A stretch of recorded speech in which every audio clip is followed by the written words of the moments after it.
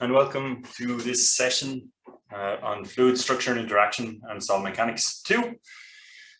So we have 3 speakers, we have 1 hour, so each speaker will have 15 minutes in total, including time for questions. So hopefully each speaker will leave time for questions at the end. Our first speaker is Gabriel from Laval University. So Gabriel, if you want to share your video and share your screen. And everybody feel free to ask questions throughout, and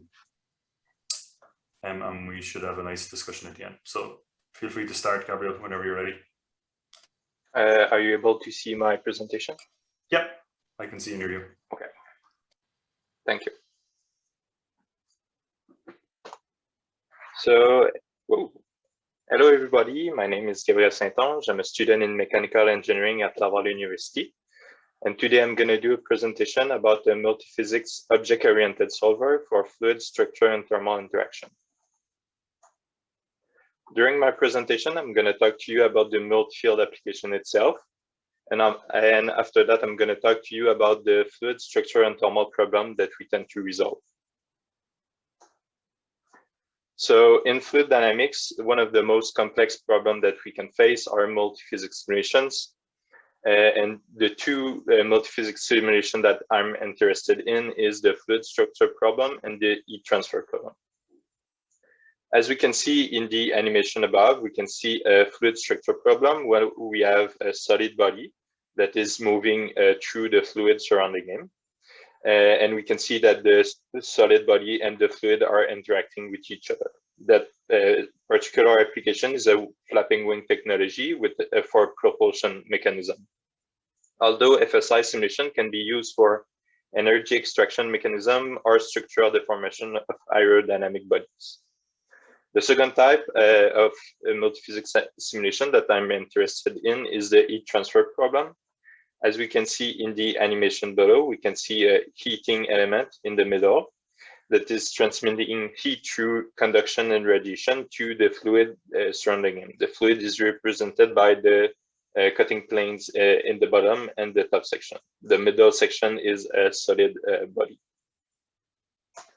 Although those 2 types of multiphysics simulation are well known and well studied, the fluid structure and thermal problem is not that well studied. And there's not that many tools to simulate those problems. So, and it is also kind of an important topic in hypersonic flows, since you have high pressure on the structure interface, and you also have high temperature close to the solid body. As we can see here in the animation, we can see a flexible plate that was put in a hypersonic conduct, where the flow of air is moving from left to right at a speed of Mach 4. And we can see the temperature field that is displayed. And we can also see that the temperature is really high close to the solid body. To solve those problems, we are going to use a custom OpenFOAM solver, which is named Multifield solver. It is a generalized coupling algorithm for multi-region simulations. It is using a strongly coupled scheme for the coupling algorithm, and it is using a partition approach for the solvers. This solver was developed by Mathieu Olivier, who is my co-author, and was used in many applications, as we can see listed here. All those publications are listed at the end in the reference section for those of you who want to consult them. So now I'm going to talk a bit more about the multifield application itself. So the multifield application is separated in 3 main sections. The first one is the solver class. And to be able to interact with the coupling algorithm, we change a bit the way that every physical solver work in OpenFOAM. And we implemented them in a black box solver, which means that the programming structure is the same for every solver, but the physical aspects is different. To ensure some consistency between every solvers, we use a base class to create all those solvers. And the base class is composed of a few virtual functions that need to be implemented. We can see all of those virtual functions here. Also, all those virtual functions are going to interact with the coupling algorithm, as you can see here in the picture. Although the physical interaction between every solver will be done with boundary condition, which will be the subject of our next slide. So for the boundary condition, we are going to use coupled boundary condition, which means that the field information will be transferred from one region to another. And to do that, we are using a Newman condition on one side and a Dirichlet condition on the other. Although we can also use a mixed condition, which is a combination of Newman and Dirichlet values on a single boundary condition. And this means that we can apply the same condition on both sides. Now I'm going to talk a bit more about the coupling algorithm itself. So the coupling algorithm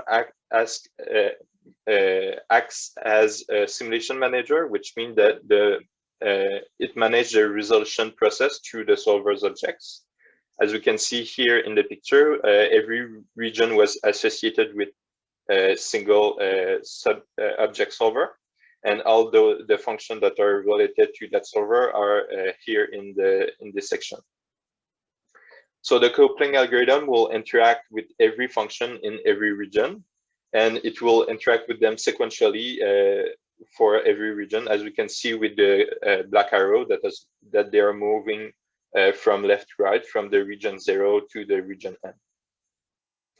Also, the coupling algorithm can synchronize region time steps. So if you have adaptative time step in one of the regions, then it will take the minimum value that was computed and applies it to every region.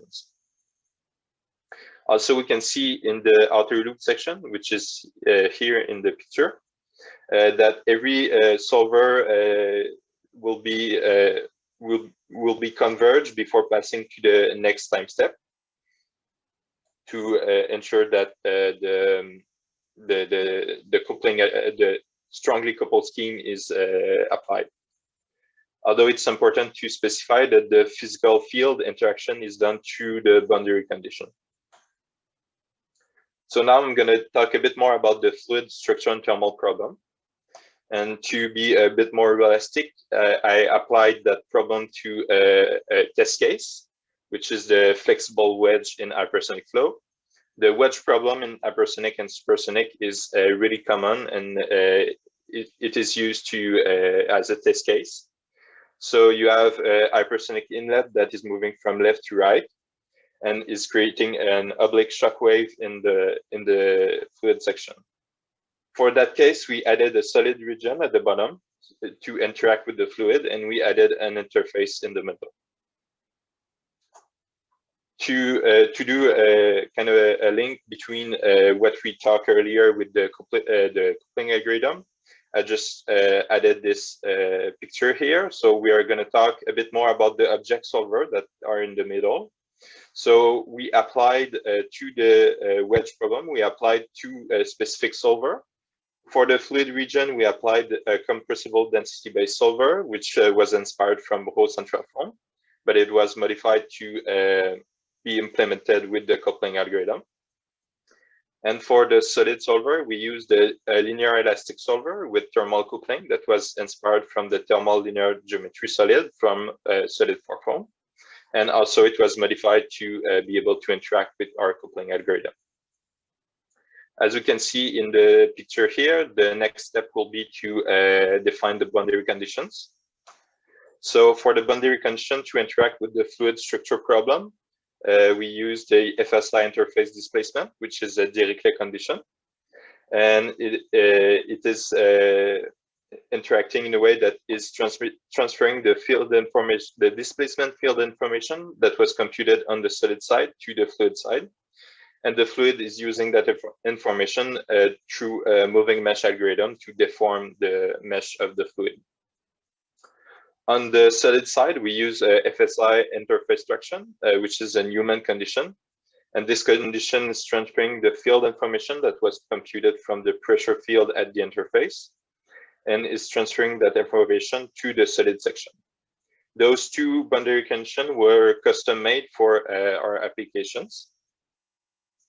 And now for the heat transfer problem, we are using the turbulent temperature coupled baffle mix, which is a mixed condition. And this condition make it so that we transfer the temperature from one side to another. Although since it's a mixed condition, we can apply the same condition on both sides. So it goes both ways, from the solid to the fluid and from the fluid to the solid. This is a standard boundary condition that was present in OpenFOAM. So we were able to reuse that one.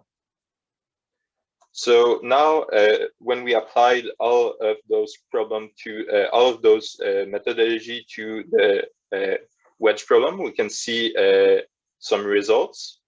On the left animation, we can see the pressure field in the fluid section. We can see the development of the shock wave, and we can also see the deformation of the solid body. So we can see that the pressure is enough to move the solid section. Also, on the right animation, we can see the field temperature in both the solid region and the fluid region. Although we cannot yet see some heat transfer going on because the simulation time was too low. And also the temperature between the two fields were, the difference of temperature was not great enough. So in conclusion, a multi-field application was developed with a generalized approach. This methodology was adapted to resolve fluid structure and thermal problems. And we can also see with that methodology that solvers and boundary conditions can be easily implemented. In the future, there will be some improvement to be made to resolve some real case scenario. And also there will be some new solvers object that will be implemented to expand the capabilities of this application. Do you have any questions? Great. Thanks very much, Gabriel. That was a very nice talk. I know I have lots of questions, but let me go to the questions that have been submitted. So Caspers says, is the multi-field solver available open source? Not yet, because we're currently working on the program itself, and it's an ongoing project, so it's not yet available. Okay, so it sounds like you plan to make it open source at the end of the project. If that's yeah. Okay. This is not my my baby, the multi-field application itself. It's my supervisor, so he will be the one who will make it public. Okay, good. So maybe then. Yeah. So then Dragana says, hello, could I know, is the solver applicable to OpenFOAM 7 or OpenFOAM V7? Or which version of OpenFOAM is the solver? Oh, yeah. Okay. So now I was I was using the OpenFOAM 18, no, it's the 2006 sure. solver. Okay, great. But it can be easily modified to applied on other OpenFOAM version. Sure. Great, thanks.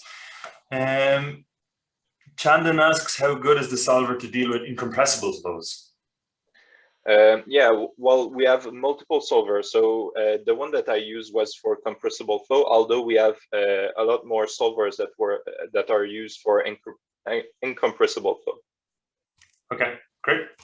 If I jump to one of the other questions from Holger, and this one was voted up. Many thanks, impressive. And then his question is, what is the difference between your approach and using precise, the precise coupling software? There was a training on it, I think, or there is going to be a training on it later. Okay, I'm not aware of that solver of that software. Okay. So yeah, you might. I think the training is on later this week. Someone can maybe comment, but it might be useful just for your own sake to look at it. It's not a solver; it actually is just a coupling algorithm, but it's independent of OpenFOAM. As a follow-on question from me, for how is it different from solids for foam? It looks like a similar design to solids for foam. Yeah. So Yeah, so first, when I approached that problem, I tried to use solid form foam, although I found that it will be kind of difficult to add some compressible solvers, since in the fluid class, the base class, you're kind of implementing a lot of the particular field for incompressible flow. And our approach is more generalized, so we doesn't have any base class for fluid or solid. It's kind of the same base class for both. Okay, so it's essentially meant to be a generalization of that approach. No, that's very interesting. There might be some things even that can be changed in solids for foam to be more general, like the approach you're adopting. Let me see. From Martin, please, if you run with deformable fluid meshes, what is the simulation stability with respect to the solid deformation?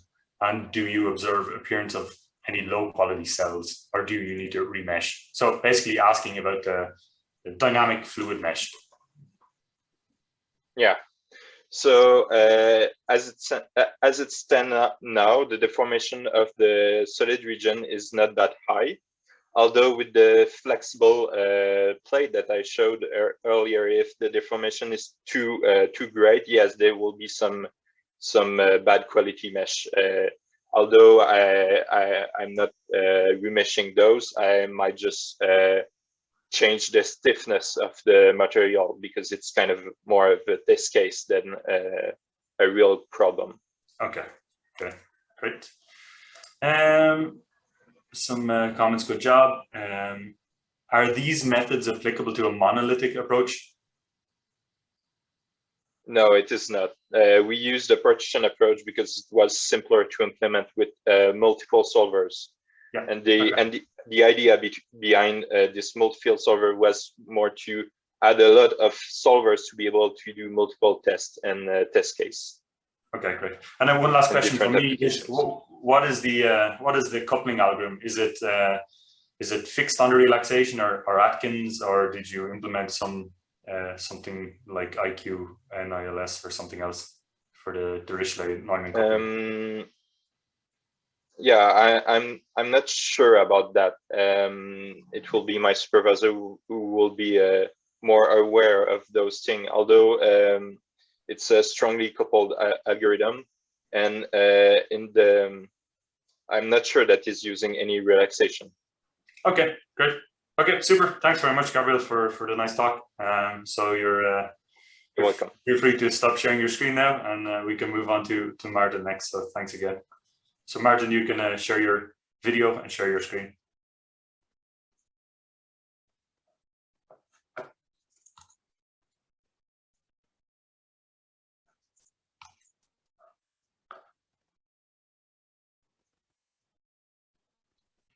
So I hope you can see my presentation now. Yep, it's all good. So good afternoon, and I would like to tell you something about the CFD-DM coupled solver for arbitrarily shaped particle-laden flows. And first of all, let me tell you a background for this study. So the motivation for this study are automotive catalytic filters. The catalytic filter is a device in a car which is responsible for conversion of pollutants and for filtration of particulate matter.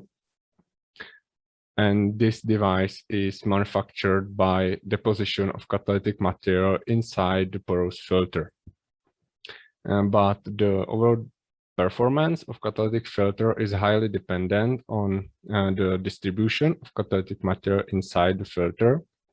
So we have already developed some methods to study this dependence. Currently, we are able to take a bare filter and in a lab prepare a catalytic filter by deposition of catalytic material. And afterwards, we can transform the structure into a computational mesh or computational domain using X-ray tomography. And then using OpenFOAM or our methods utilizing OpenFOAM, we are able to study the pressure drop, filtration efficiency, and the conversion efficiency of the structure. But these methods can tell us only how the distribution of the catalytic material affect the overall performance, but it cannot tell us how to obtain somehow optimal catalytic distribution. So we have decided to model the catalytic material deposition itself to study how the conditions during the process affect the final catalytic material distribution.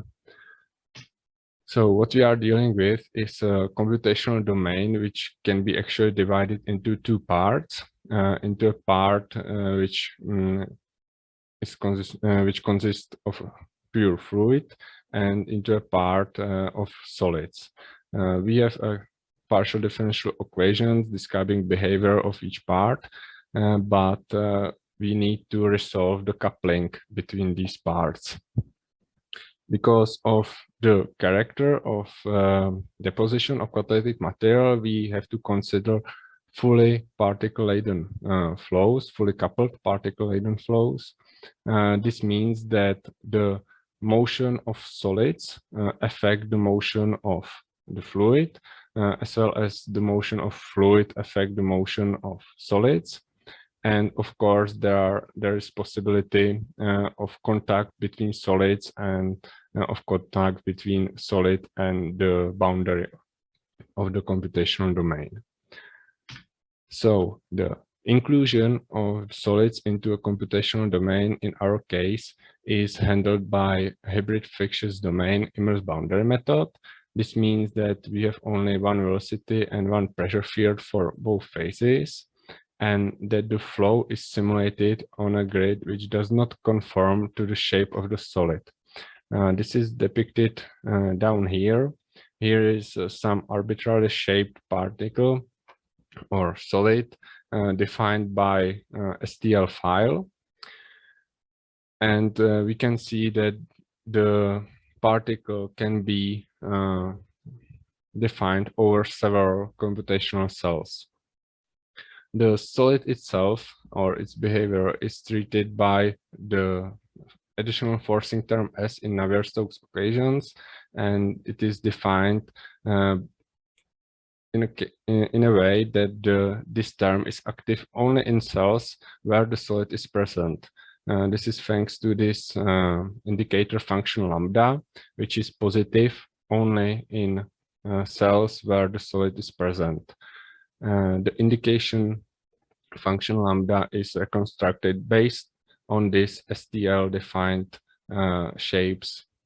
So it is based on inside-outside status of vertices of the cells according to the STL defined surface. As I have told you, we are talking about CFD-DM couple solver, so we have to include discrete element method to describe the motion of solids inside the computational domain. So the solid is described by Newton's second law. And here I just want to depict that we have defined several forces to affect the motion of the solid, for example, gravity force, or of course drag force, because we want the fluid to affect the motion of the solid. The important thing in discrete element method in our case is contact force, because we want to be able to simulate arbitrarily shaped particles. We cannot use, for example, Hertz model for this contact force. So we utilize the model which is based on overlap volume, and this overlap volume, as well as another variables needed for the contact force, are evaluated based on the mesh or the cells which are inside the solids. For example, here we can define a contact force or a tangential force based on this overlap volume. So how the code is structured? We have some base library which can be included into some base OpenFOAM application. For example, here in a TimberFOAM, we need some or just a little modification of the application, and afterwards the library works in a way that we in dictionary we define some prototypical solids. These solids can be defined by STL or some basic shapes, for example spherical, and we have to define how to add these solids into a computational domain. So we have some add library. For example, we can add the solid just once, or we can add it based on some distribution. So using this add model and geo model, we create a set of immerse bodies which communicate with the base library. Of course, if there is, we need to evaluate a contact, there is a contact model for these bodies, and based on this communication, the base library modify the field inside the TimberFOAM. Something about the validation of our solver. Here we try to use our solver on unstructured meshes. Here is a comparison between hex mesh, tree mesh, and some polymesh. We compare the velocity in y-axis around the impeller, which is rotating inside some box. And as you can see, the results are in a good agreement. Another validation case was a settling of a spherical particle. Here we also found some experimental data. So we have a spherical particle inside a cylindrical box, and this box is full of water in a rest, and we let the particle to settle, and we monitor the velocity in the settling direction. And if we compare this with experimental data of this with some simplified Python model, we can see that also here we meet a good agreement between data. So what our library is actually capable of. So we can define arbitrarily shaped particles and solve the contact and motion between these arbitrarily shaped particles. The solver is parallelized, so the contact and the motion can be solved on multiple cores. And there is no problem if the contact is splitted between several cores. And to better resolution on the interface between the solid and the fluid, we can utilize the dynamic refinement. So the mesh is actually refined on the interface between the solid and the fluid. So the fluid can be actually solved on the coursed grid in comparison to the interface. And finally, some proof of concept simulation for the deposition of catalytic material inside the porous filter. Here we have a recent simulation where we utilize thousands of particles which are generated based on some real distribution, and we let the particles to go through the porous structure based on some pressure drop or pressure difference, and as you can see, there is a deposition mostly on the structure, and just some particles can go inside the structure, which is in good agreement with some experimental results. So to conclude, we have developed a CFD-DM coupled solver, which is based on hybrid fictitious domain immerse boundary method. This means that it runs on a mesh which does not conform to solid bodies. So we can actually simulate arbitrarily shaped particles and use standard OpenFOAM applications for this library. We can also utilize dynamic refinement of the mesh, so we can speed up our simulations. And for the future, we would like to improve our code structure, mostly around the contact model, and to utilize our new solver for optimization of this wash coating process, or the deposition of catalytic material inside the filter. And here is some thanks for support, and that's all for my side. So if you have some questions, I'm happy to answer it. Great. It's a really nice talk, Martin. Some nice videos, which are always nice to see. So we have quite a few questions. So I'll start with the ones that were voted up, and then I'll go chronologically. So Richard asks, does your overlap model effectively mimic the spring and dashpot model commonly used in DEM models?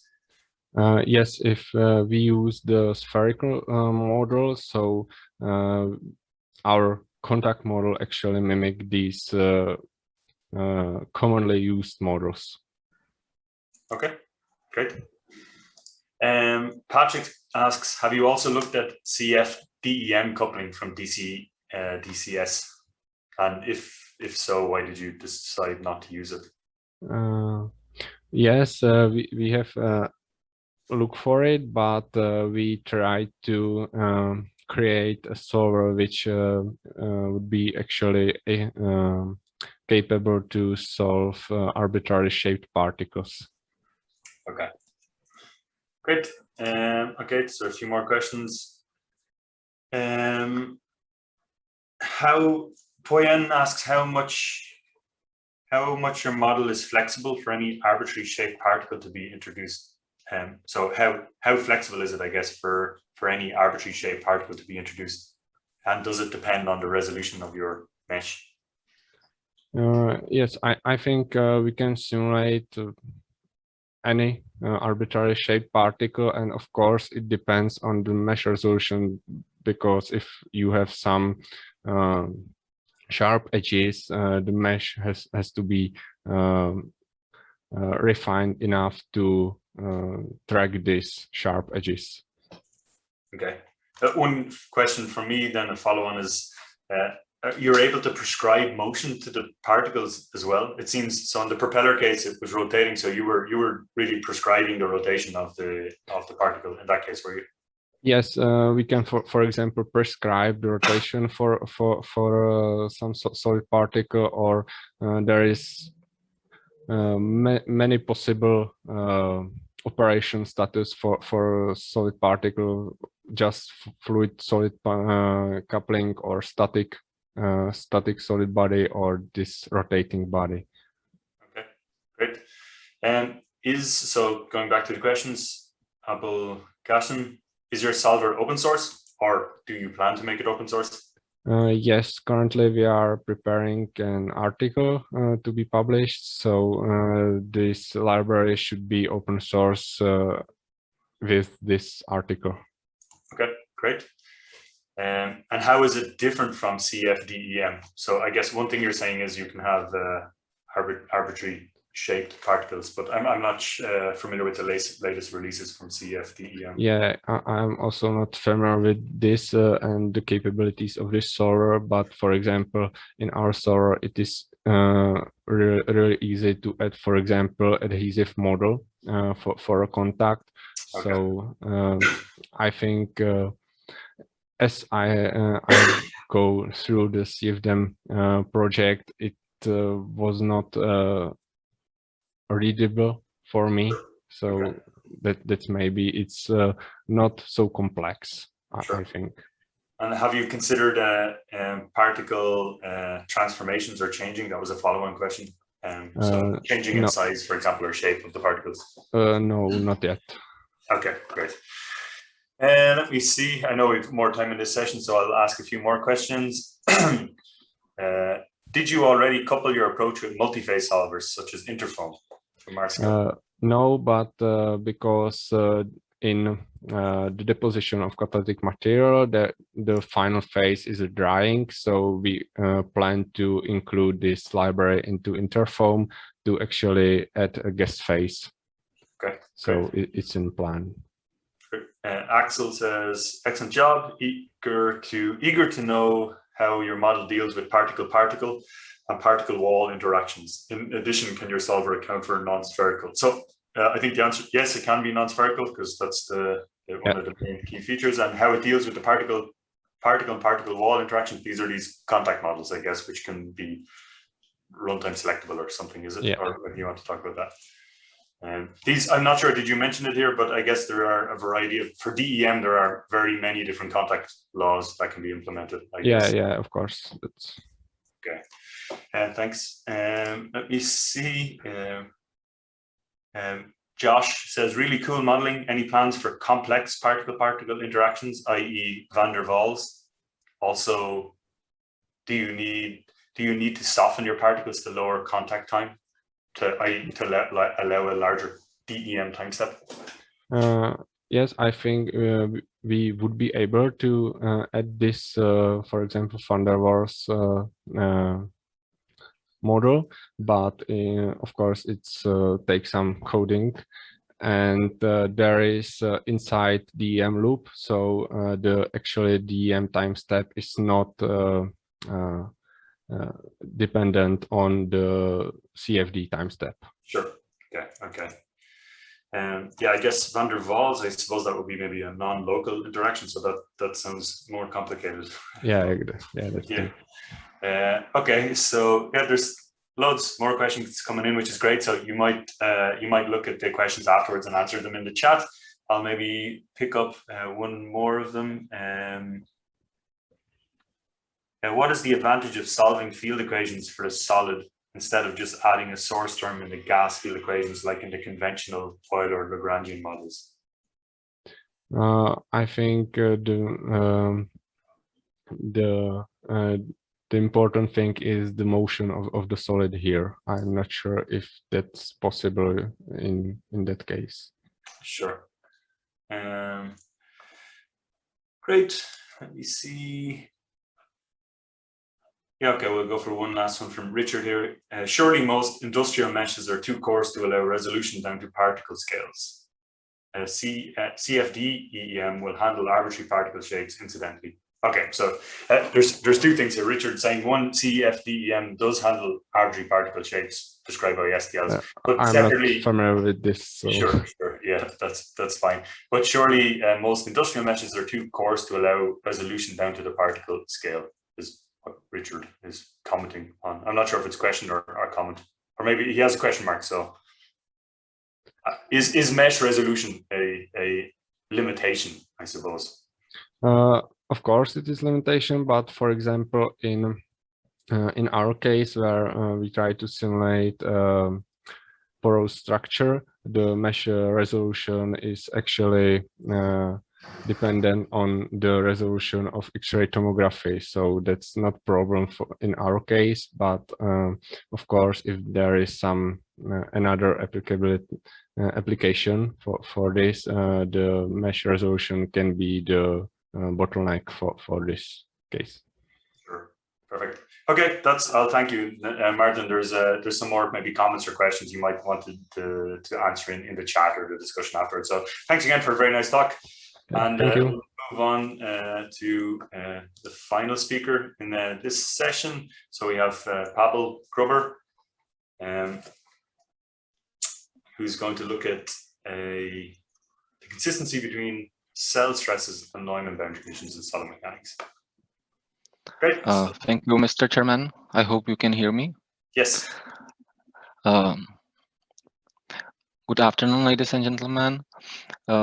As was mentioned, I would like to talk about Neumann boundary conditions in solid mechanics.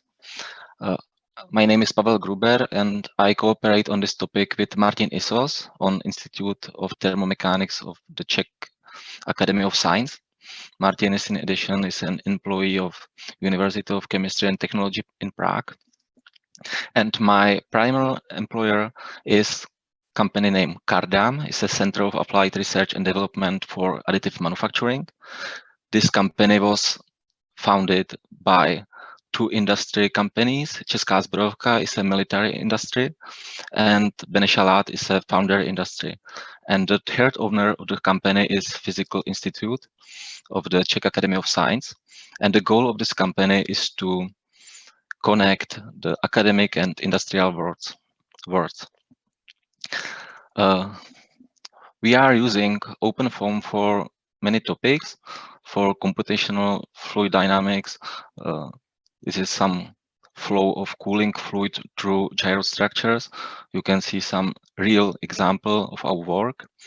And also we are using it in solid mechanics for topological optimization. And you can also see some results of our optimizations simulated in OpenFOAM. We are also using OpenFOAM for simulation of additive manufacturing. It's mainly used for the military company.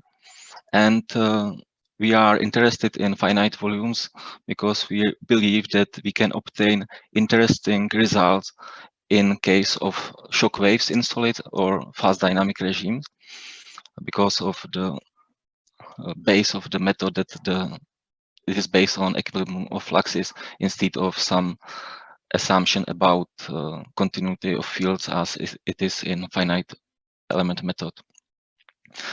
On the Institute of Thermomechanics, we are dealing with a project about laser shock peening. And at the start of the project, we were dealing with very simple model. It's a half infinite space, which is loaded but short finite load, continuous load. And we were surprised that we obtain non-physical response in this simple case. This is plane strain assumption, linear elasticity, and static regime. And you can see on the right figure, we use this simple example because we can obtain analytical results, analytical solution. The analytical solution is shown by the thick lines, thick curves, and the numerical results with the marked lines. And the red curve on the right figure shows the stresses under the load, and we see that the results from the numerical experiments are overestimated, and we obtain higher stresses than we expected because the value 1 is prescribed on the boundary, and we also obtain small tension strains on the free surface. We wanted to find the reason why this problem occurs. We started with original implementation of stress analysis in OpenFOAM, and then we continue with the implementation by the Philip Cardiff in the foam extent.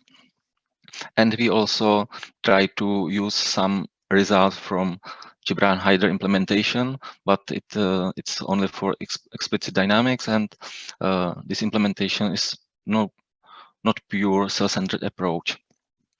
Our goal is to use for our simulation open sources, and we would like to deal with multiphysics global analysis, and we want to deal with domain composed from solids and fluids and use only one numerical scheme, and the scheme is finite volume method. As I mentioned, also fast dynamic is in our case important part of our simulations. And our goal is to stay in original cell-centered approach, which is implemented in OpenFOAM. In solids, important part of the calculation is approximation or calculation of the divergence of stresses, which is expressed by this formula via the Hooke's law. Small words for notation. In the presentation, I'm using only 2D cells. The center is denoted by circles, and faces centers by squares. and the rotation of square, because we can see the square also as material point and his rotation as is coordinate system of the material point. OpenFOAM or finite volumes offers straight way how to approximate derivatives in or component normal component of the gradients of displacement gradients, but we need small stencil how to calculate the gradient on the face. But if we want to get the component of the gradient or of this part where is hidden, or this part is composed from such component of gradient which is in tangential direction, we have to use some non-direct way how to calculate it, and the original way, or the way which is in the current state implemented in OpenFOAM, is to interpolate the gradient from the neighbor cells, and for this purpose we need bigger stencil of this for this calculation.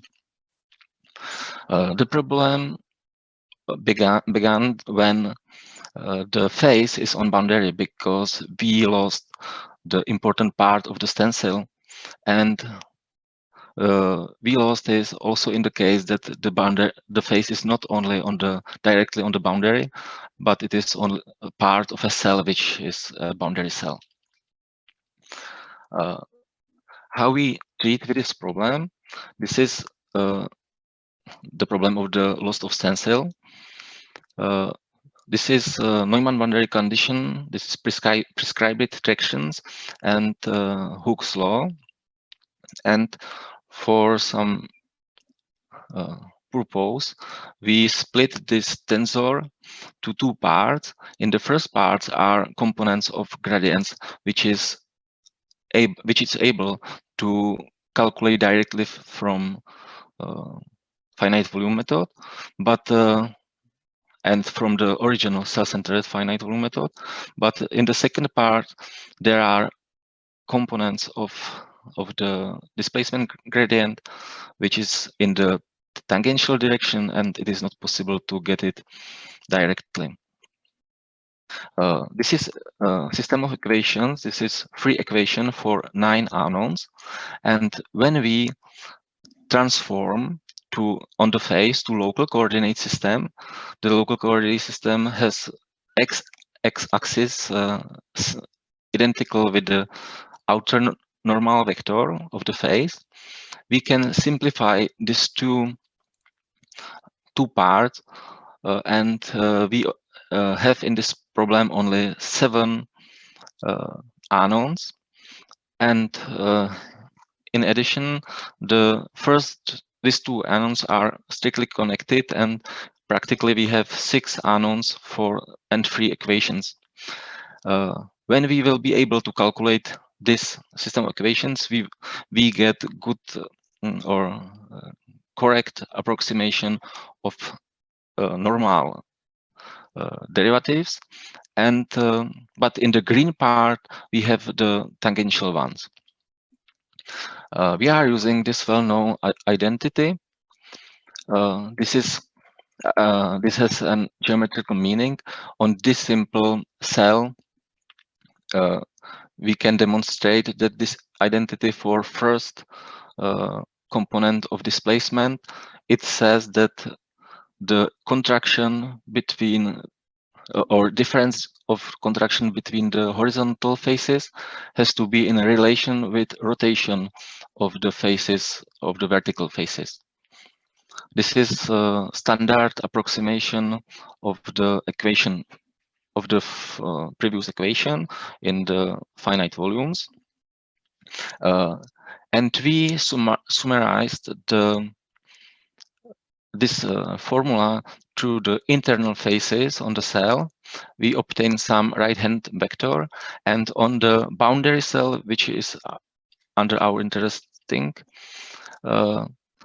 we obtain a system of equation, and it is necessary in this summation, transform all the coordinates, local coordinate system on faces to the same coordinate system as is on boundary. Then we obtain 3 equations which we are looking for, and together with the previous one, we have a system of equation, and we are able to calculate the normal gradient on the boundary correctly under the identity 4. Then I would like to present some results. It's the same figure as at the start of presentation, at the beginning of presentation. The black lines are results obtained by current implementation in OpenFOAM and OpenFOAM Extend, and the red curve is our new results. Now we obtained physical results because the stresses under the load are the same, and we have no artificial tensions on the free surface. The conclusion of our work is that this approach is under development, and it's a little bit different than the approach which is presented in abstract on this conference. And we would like to notice that this is a pure cell-centered approach and is compatible. This is compatible with implementation in foam extent. And in addition, this approach, under this approach, we are able to deal with dynamics problem. I only want to notice that it's necessary to use the load directly to cell center and not to faces, because faces are without mass. Thank you for your attention.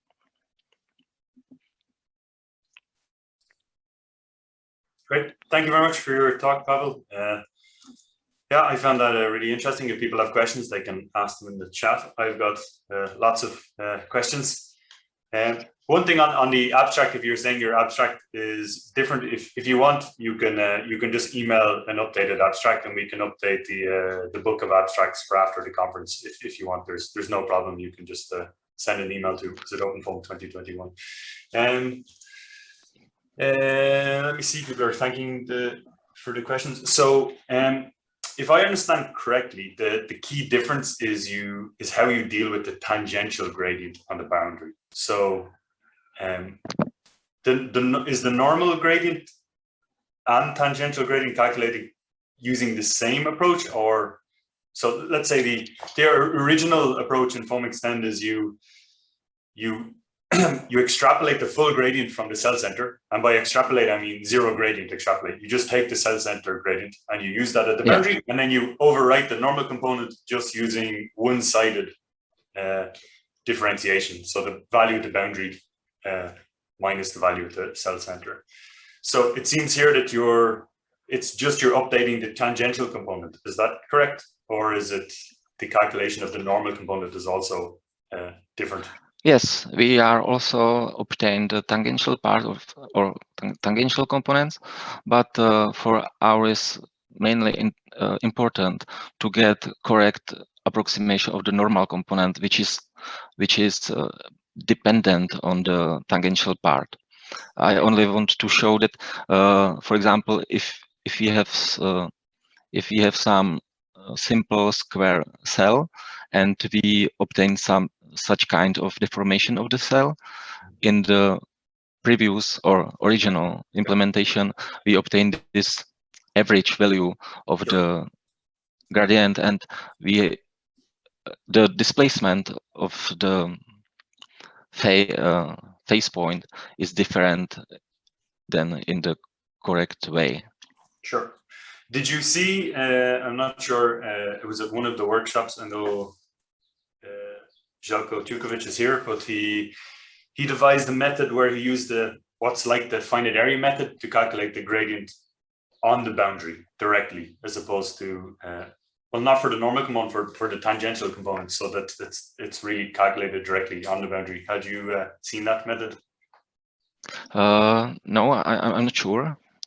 I didn't found something what is a pure finite volume approach when the results are based only on cell centers. Okay, so yeah, I think that approach would be kind of face based, so it wouldn't be cell centered. So maybe that's why you didn't come across it. And for the results you were showing, I know you're saying there's an error in the original approach, but the error is dependent on the mesh resolution, and the error is the previous method is still consistent. As you refine the mesh, you will get the right answer with the original approach. It's just for a given mesh, your new approach has a lower error. Is that?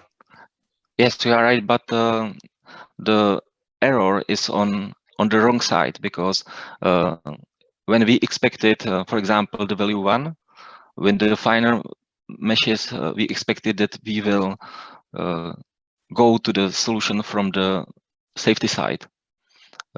If we, because now we have overestimated stresses. Okay. And you are right that with very fine meshes we obtain correct solution. Okay, so you expected the errors to come from the other direction. Yeah, you might find it interesting. I'm not sure if you've played with solids for foam, but there's a couple of different discretizations, and one of them uses this Jukovic discretization where the gradient is directly calculated on the boundary, and it's definitely more accurate. So particularly at the boundary, so it would be interesting to see how it compares to your new approach. But can I ask, do you plan to share this implementation? Yes, of course, and the implementation is only on the level of boundary condition. Great. Yep, I know I would personally like to try with it, to play with it anyway, because it sounds it looks really nice. Let me see some other questions I have. So for the topology optimization you mentioned at the start, can you talk? I know it's outside the scope of this presentation, but can you comment a little bit on some of the methods you're using, or is it like the SIMP method, or what kind of methods are you using for topology optimization? For ours, is very nice on OpenFOAM that the field operations and manipulations are very strong, and it's perfect way how to handle with the topology of the problem. And we are using BESO method, bidirectional evolution algorithm. It's based on some Python implementation, which is published by some man. I don't know the name now. Okay. Yeah, very nice. Great. So just one comment from Martin in the questions. Note the slight problem in foam extend implementation is that for the given test case, there is an error in the boundary condition, and 2, the resolution of the discontinuity. The new method gives the correct value at the boundary right away, and with increasing resolution, the only thing improved is the discontinuity. Very good.